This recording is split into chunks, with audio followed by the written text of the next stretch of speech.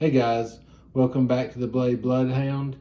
Tonight we're going to talk about a unique knife. I'm going to tell you a crazy story about eBay with it also. But this is a knife I picked up at a yard sale. And I was just driving by one day, said I'll pull over, see what's going on. Saw this knife out there, great price. I didn't know a lot about it then, but when I went home and researched it, I found out a good bit. And I'll share that with you now. All right, guys. Actually, after I did that little bit of filming, I thought, you know what? I didn't even say anything about the knife. I didn't tell them the model or anything, but it's in the description and we're about to talk about it now, so let's get on it. So I was driving down the road, saw a little yard sale on the side of the road, and I said, I'll stop by there. They had a bunch of stuff, and they had this knife out there. And I thought it was pretty neat, so I said, I'm gonna pick it up and see what it's about. So, this is a rubber handle here, and I'm gonna zoom in here. It says Cold Steel Incorporated, Ventura, California. Ventura, California, Cold Steel, INC. On the back here, made in Japan. So when I saw this knife, I know a lot about cold steel, but I didn't, or I knew enough about cold steel, let's put it that way, that I knew it was pretty cool. It had a nice, pocket clip on it, leather, it's thick leather too. It's a nice sheath actually. But what I didn't know about it was, I saw it there, I pulled it out, and sure enough, it's a push dagger. Now, this particular model is called a Defender. Defender 1, actually. And I did some research on it. It's one of the first knives that Cold Steel, actually, I think Cold Steel first came out doing push knives. And later, got into other knives. They were more of a self-defense type company, but it was a pretty neat little knife. I said, that is pretty cool.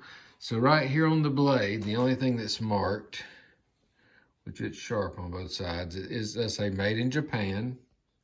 So normally knife people are like, oh, I don't want anything made.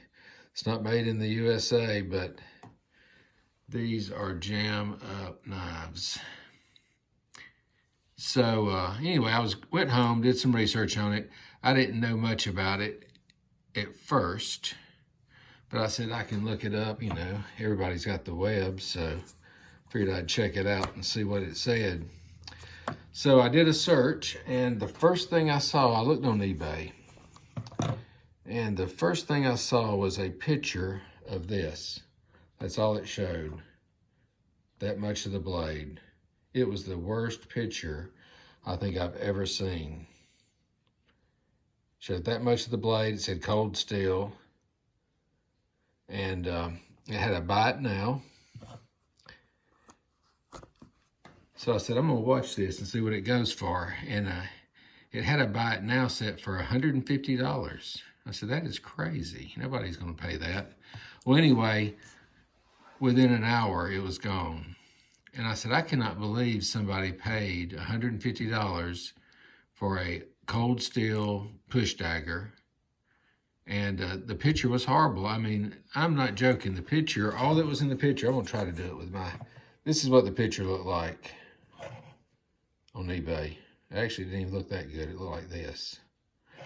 So anyway, I said, well, that is kind of crazy. And it sold for $150. So I said, well, mine will really sell for a lot. So I listed this knife. I actually put it on eBay. I made it look nice. I had, I shined it up that day. It's not shiny now, but had it sitting there like this. I had all the good descriptions. I had all the markings. I had everything about it. And I found out why they had it listed like that, because eBay sent me something and said that these were prohibited to sell. And anyway, they pulled my listing, told me that, you know, if I tried to list anything like this again, they would, you know, I guess do some kind of punishment. I don't know if they were going to cancel me as a seller or what they were going to do. But anyway, that's what they said. Now I think you actually see I've seen autos on eBay now, but I don't know if they're not policing it as well or what. But anyhow, this one I just thought was neat. My wife used to walk a lot, and I would say, take this with you and just, you know, put it in your pants. And then if you did need something, pull it out. But, you know, we don't live in a dangerous area. I mean, there's danger everywhere, but pretty much where we live, it's kind of safe. It's a small town. But I thought it was a cool knife. Another interesting fact about this one, it is a Defender 1. They made a Defender 2. I think they made a Terminator. Then they started making the cheaper versions, the smaller ones. This is a good size knife. I should have showed it in my hand here. Let's see if I can do it without cutting myself. I mean, it's a good size push dagger. I should say push knife. That's what they actually called it. They didn't call it a dagger, but I call it that because it's sharp on both edges, and it's very sharp actually.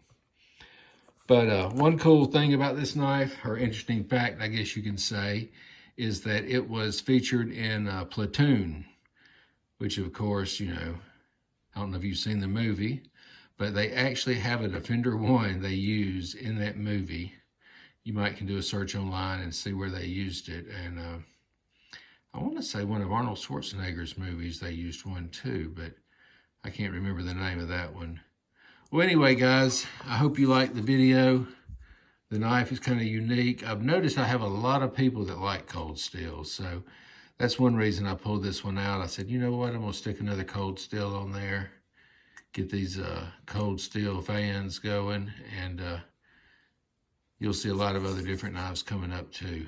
Anyway, guys, like, subscribe, join, tell your friends, and I'll talk to you at the next video.